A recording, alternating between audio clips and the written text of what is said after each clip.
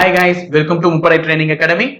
So ரொம்ப நாள் ஆச்சு அகாடமியை வந்து ஸ்டடீஸ் ரிலேட்டடா வீடியோ போட்டு. ஸோ இப்போதான் நமக்கு அதுக்கான வேலையை வந்திருக்கு. இன்னைக்கு எதோட நோட்டிஃபிகேஷன் ரிலீஸ் ஆகும் ஆல்ரெடி ஒரு வீடியோ போட்டிருந்தேன்.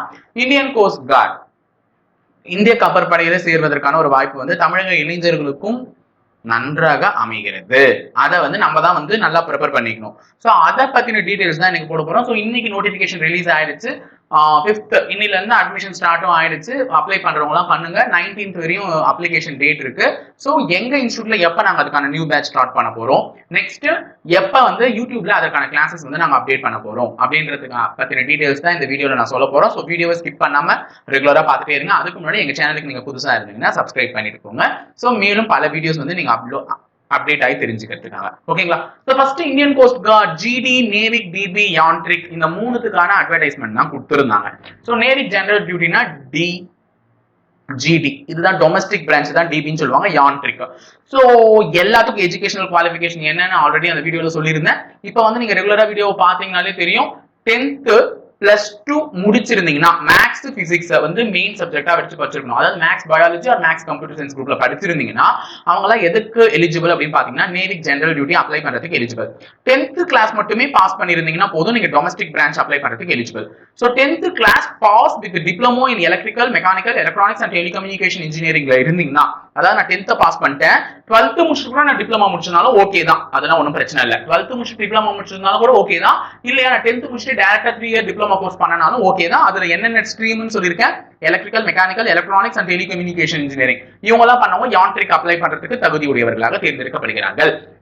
ஓகே, என்ன செலக்ஷன் ப்ராசஸ் அப்படின்னு பாத்தீங்கன்னா இந்த விங்க்னுடைய செலக்ஷன் ப்ராசஸ் இதுதான். சோ 4 ஸ்டேஜ் இருக்கு. ஸ்டேஜ் 1 வந்து ரிட்டன் எக்ஸாம், அடுத்தது வந்து physical efficiency test and direct document verification. Stage 3 வந்து மெடிக்கல், அடுத்தது ஒரிஜினல் டாக்குமெண்ட் வெரிஃபிகேஷன். சோ இந்த ஸ்டேஜ் 3 அண்ட் ஸ்டேஜ் 4 வந்து ஈஸியா கிளியர் பண்ணலாங்க நீங்க வந்து ஈஸியா போயிட்டீங்கன்னா. சோ ஃபர்ஸ்ட் நம்மளுடைய முக்கிய டார்கெட் வந்து ஸ்டேஜ் 1 கிளியர் பண்றது மட்டும் தான். ஸ்டேஜ் 2 கூட ஈஸி தான். சோ ஸ்டேஜ் 1 என்னதான் இருக்கும் அப்படின்னு பாத்தீங்கன்னா எக்ஸாம், ரிட்டன் எக்ஸாம். அந்த ரிட்டன் எக்ஸாமுக்கான பேட்டர்ன் தான் இங்க கொடுத்துருக்கேன். சோ செக்ஷன் 1 நல்லா ஞாபகம் வச்சுக்கோங்க. செக்ஷன் 1ல என்ன இருக்க போகுதுன்னு பாத்தீங்கன்னா 60 क्वेश्चंस இருக்க போகுது. அந்த 60 क्वेश्चंस வந்து 45 நிமிஷத்துல அட்டெண்ட் பண்ணணும். அதுல maths 20 question, science 15 question, English 15 question, reasoning 10 question, GK 5 question. So இந்த 60 क्वेश्चन உடைய ஸ்ப்ளிட் அப் இதுதான். So maths 20, science 15, English 15, reasoning 10, GK 10, 5.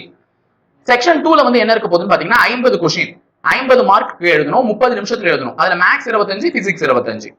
இதே செக்ஷன் 3ல வந்து பாத்தீங்கன்னா எலக்ட்ரிக்கல் இன்ஜினியரிங் சம்பந்தப்பட்ட 50 கேள்விகளும், செக்ஷன் 4ல எலக்ட்ரானிக்ஸ் இன்ஜினியரிங் சம்பந்தப்பட்ட 50 கேள்விகளும், செக்ஷன் 5ல மெக்கானிக்கல் இன்ஜினியரிங் சம்பந்தப்பட்ட 50 கேள்விகளும் கேட்க போறாங்க. சோ எல்லாமே எழுதணுமா? எல்லாம் எழுத தேவையில்லை.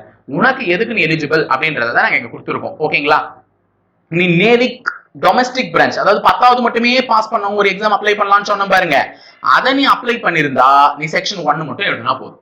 புரியுதுங்க? நேவிக் டொமஸ்டிக் பிரான்ச் அப்ளை பண்ணிருந்தா நீ எந்த செக்ஷன் மட்டும் எழுதினா போதும். செக்ஷன் 1 இந்த எக்ஸாம் மட்டும் தான் உனக்கு நடக்கும். இந்த ஃபர்ஸ்டா கொடுத்திருக்கிறது மட்டும் தான். இதே நேவிக் ஜிடி கொடுத்திருக்காங்கன்னா நீ செக்ஷன் 1 எழுதணும், செக்ஷன் 2 எழுதணும். ஜிடி கொடுத்திருந்தா நீ இதுவும் எழுதணும், இந்த செக்ஷன் 1ல இருக்கிறதையும் எழுதணும், செக்ஷன் 2ல இருக்கிறதையும் எழுதணும். சோ நீ ஜிடிடிபி ரெண்டுமே அப்ளை பண்ணிருந்தா கூட லக்கு தான். ஓகே, அடுத்தது யான்ட்ரிக் மெக்கானிக்கல் படிச்சிருக்கவங்க செக்ஷன் 1+3 எழுதுவாங்க. யான்ட்ரிக் எலக்ட்ரிக்கல் படிச்சிருக்கவங்க செக்ஷன் 1+4 எழுதுவாங்க. யான்ட்ரிக் எலக்ட்ரானிக்ஸ் படிச்சிருக்கவங்க செக்ஷன் 1+5 எழுதுவாங்க. அதுதான் ஆக மொத்தம் எல்லாத்துலயுமே செக்ஷன் 1 இஸ் காமன். அதனால எல்லாருமே நல்லா படிச்சிருக்கணும். சரி, அடுத்தது நான் ரிட்டர்ன் முடிச்சிட்டேன். சோ ரிட்டர்ன் வந்து இவ்வளவுதாங்க. சோ இதுக்கான சிலபஸ்லாம் கீழே லிங்க் பண்ணிருக்கோம். இந்த பிடிஎஃப் நாங்க லிங்க் பண்ணிருக்கோம், நீங்க எடுத்துப்பீங்க. ஓகேங்களா? டிஸ்கிரிப்ஷன்ல வச்சிருக்கோம். ஸ்டேஜ் 2 வந்து பாத்தீங்கன்னா பிசிக்கல் ஃபிட்னஸ் டெஸ்ட். அதாவது 1600 மீட்டரை 7 நிமிஷத்துக்குள்ள ஓடணும். அசால்ட்டா ஓடலாம் பிசிக்கல் நல்லா பிராக்டிஸ் பண்ணிருந்தீங்கன்னா. அடுத்தது 20 ஸ்குவாட் எடுக்கணும். அடுத்தது 10 புஷ்அப். அந்த உத்தக் பைத்தக் அப்படின்னு சொல்றதே வந்து ஸ்குவாட்ஸ் தான். ஹைட் வந்து பாத்தீங்கன்னா 157 சென்டிமீட்டர் இருந்தாலே போதும். சோ நிறைய பேர் வருத்தப்பட்டிருப்பீங்க, ஐயோ நான் பிசிக்கு வந்து நான் நல்லா எழுதுனேன் ஆனா ஹைட் இல்லைன்றாங்களே அப்படின்னு சொல்லிட்டுலாம். இங்க பாருங்க, ஹைட் 157 சென்டிமீட்டர் இருந்தாலே போதுமா மினிமம். சோ ஈஸியா போயிடலாம். அடுத்தது நேவிக் ஜிடி பாருங்க, சிலபஸ் கொடுத்துருக்கேன். சயின்ஸ்ல என்ன படிச்சா போதும்? Nature of matter, universe, so எல்லாமே சேம் சிலபஸ். நீங்க 10th வரையும் படிச்ச மாதிரி தான் இருக்கும். சோ இதெல்லாம் பேஸ் பண்ணி தான் நாங்க கிளாஸஸ் கவர் பண்ண போறோம். சோ இதுல இருக்கிறத மட்டும் ஈஸியா ஃபர்ஸ்ட் கிளாஸஸ் கவர் பண்ணி விட்டுருவோம். அது மட்டும் இல்லாம கிளாஸஸ் வந்து இம்பார்ட்டன்ட் நோட்ஸ் மட்டும் தான் எடுத்திருப்போம். நெக்ஸ்ட் இதை பேஸ் பண்ணி தான் உங்களுக்கு நாங்க வந்து யூடியூப்லயும் கிளாஸஸ் அப்லோட் பண்ண போறோம். இது வந்து டெஸ்ட் பேட்ச் மாதிரி. ஓகேங்களா? அடுத்தது மேத்தமெட்டிக்ஸ் பாத்தீங்கன்னா என்ன சிலபஸ் கொடுத்துருக்காங்கன்றதை நோட் பண்ணிக்கோங்க. பாருங்க, எல்லாமே ஈஸியான ஒரு பேசிக்கான ஒரு டாபிக்ஸ் தான் கொடுத்துருக்காங்க. ஸோ ரொம்ப டாபிக்லாம் இல்லை, இதெல்லாம் ஆப்டிடியூட் டாபிக். இதெல்லாம் தான் ஸ்கூல் மேக்ஸ். கீழே இருக்கிறதுல ஆப்டிடியூட் டாபிக், ஈஸியா முடிச்சிடலாம். இங்கிலீஷ் என்ன சிலபஸ் கொடுத்துருக்காங்கன்றத பாருங்க, ஈஸியா தான் கொடுத்துருக்காங்க. எல்லாமே ஈஸி தாங்க. ஸோ ஒழுங்கா படிச்சா ஈஸியா எழுதலாம். ஏன்னா நம்ம எல்லாமே நம்மளுடைய அப் டு 10th லெவல் இருக்கக்கூடியது தான். ஓகேங்களா? ஸோ ஜிகே ரொம்ப முக்கியம், ஜெனரல் அவேர்னஸ் தான். ஏன்னா இதுதான் நம்ம ரோல் பிளே பண்ண போகுது. நிறைய படிக்கணும் இதுல தான், ஆனா எல்லாத்தையுமே ஞாபகம் வச்சுக்கணும். 5 மார்க். ஆனா அந்த 5 மார்க் ஈஸியா இருக்கலாம். மற்றதெல்லாம் படிச்சு படிக்கிறத விட இந்த 5 மார்க் வந்து ஈஸியா படிச்சு இப்படின்றது மாதிரி ஷார்ட்கட்ல ஞாபகம் வச்சுக்கிட்டு ஈஸியா எடுத்துட்டு போயிடலாம். ஸோ ரீசனிங் இதுல 10 மார்க் கேட்கறாங்க. இந்த 10 இந்த 5 ஈஸியா எடுத்துடலாங்க. ஏன்னா இது வந்து ஒரு பெரிய விஷயம் இல்லை, ஞாபகம் வச்சுக்கலாம். ஸோ இதுல ஒரு 10 15 எடுத்துட்டு இந்த இங்கிலீஷ்ல வந்து ஒரு 15க்கு ஒரு 10 மார்க் எடுத்தீங்கன்னா கூட ஸோ 15 ஒரு 10 25 ஆயிடும். மேத்தமெட்டிக்ஸ்ல ஒரு 7 மார்க்கே கூட எடுங்க போதும். 25 ஒரு 7 32 ஆயிடும். சயின்ஸ்ல ஒரு 8 மார்க் எடுத்தீங்கன்னா 32 பிளஸ் ஒரு 8 40 மார்க் அழகா எடுத்துக்கலாம். ஓகேங்களா? சிம்பிளான ஒரு சப்ஜெக்ட் தான், ஈஸியா பிரிச்சுட்டு போயிடலாம். அதே நேரிக் ஜிடி சிலபஸ் அந்த செக்ஷன் 2 சொன்னல, செக்ஷன் 1 எல்லாருக்குமே காமன், அதுல வர்றது அதெல்லாம். சோ 2 சிலபஸ்ல வந்து பாத்தீங்கன்னா பிசிக்ஸ் அண்ட் மேத்தமெட்டிக்ஸ் தான் இருக்கும்னு சொல்லியிருந்தேன். அந்த பிசிக்ஸ்க்கான சிலபஸும் மேக்ஸ் வந்து ஸ்கூல் மேக்ஸ்ல இருந்து கொஞ்சம் எடுத்திருப்பாங்க நிறைய. சோ அதெல்லாம் தான் படிக்க போறீங்க, அந்த ஸ்கூல் மேக்ஸ் தான். ஓகேங்களா? அந்த சிலபஸ் தான் கொடுத்துருக்கேன். ஸோ எல்லாமே வந்து உங்களுக்கு என்ன வச்சிருக்கேன்னு பாத்தீங்கன்னா பிடிஎஃபா வச்சிருக்கேன். ஸோ பிடிஎஃப் டவுன்லோட் பண்ணி சிலபஸ் என்னன்றதெல்லாம் வந்து ஃபர்ஸ்ட் படிச்சு கிளியர் ஆயிக்கோங்க. அடுத்தது நான் இந்த மாதிரி டிப்ளமோ முடிச்சிருக்கேன் அப்படின்னு சொல்லும் போது எலக்ட்ரிக்கல் இன்ஜினியரிங்ல நீங்க இருந்தீங்கன்னா எலக்ட்ரிக்கல் இன்ஜினியரிங்ல என்னென்ன சப்ஜெக்ட்ஸ்லாம் படிக்கணும், பேசிக் கான்செப்ட்ஸ் இருக்கு. அதுல வந்து நம்ம நார்மலா நீங்க ஃபர்ஸ்ட் தேர்ட் செம் அப்படி படிச்சிருப்பீங்க. இண்டக்டன்ஸ், கெபாசிட்டன்ஸ், அதனோட வேரியஸ் ஃபேக்டர்ஸ் பத்திலாம். அடுத்தது சர்க்யூட்ல படிச்சிருப்பீங்க எல்லாருமே. மேக்னெட்டிக்ஸ் சர்க்யூட், ஏசி ஃபண்டமெண்டல்ஸ், இது எல்லாமே வந்து எலக்ட்ரிக்கல் இன்ஜினியரிங்ல படிச்ச சப்ஜெக்ட்ஸ் தான். ஸோ மிஷின்ஸ் பத்தி படிச்சிருப்பீங்க, அதெல்லாம் தான் கேட்டிருக்காங்க, வேற எதுவும் புதுசா கேட்கல. இதே எலக்ட்ரானிக்ஸ் படிச்சிருந்தீங்கன்னா அவங்களுக்கு என்ன சிலபஸ் அப்படின்னு சொல்லிட்டு நான் வச்சிருக்கேன். ஸோ எல்லாமே எலக்ட்ரானிக், இதெல்லாம் தேர்ட் செம்லேயே நீங்க படிச்சிருப்பீங்க. டிப்ளமோல படிச்சிருந்தீங்கன்னா இதெல்லாம் இடிசின்னு ஒரு சப்ஜெக்டே படிச்சிருப்பீங்க. ஸோ அதுலேயே வந்து இது கவர் ஆயிருக்கும். இசிஐன்னு ஒரு சப்ஜெக்ட் இருந்திருக்கும், அதுல இது கவர் ஆயிருக்கும்.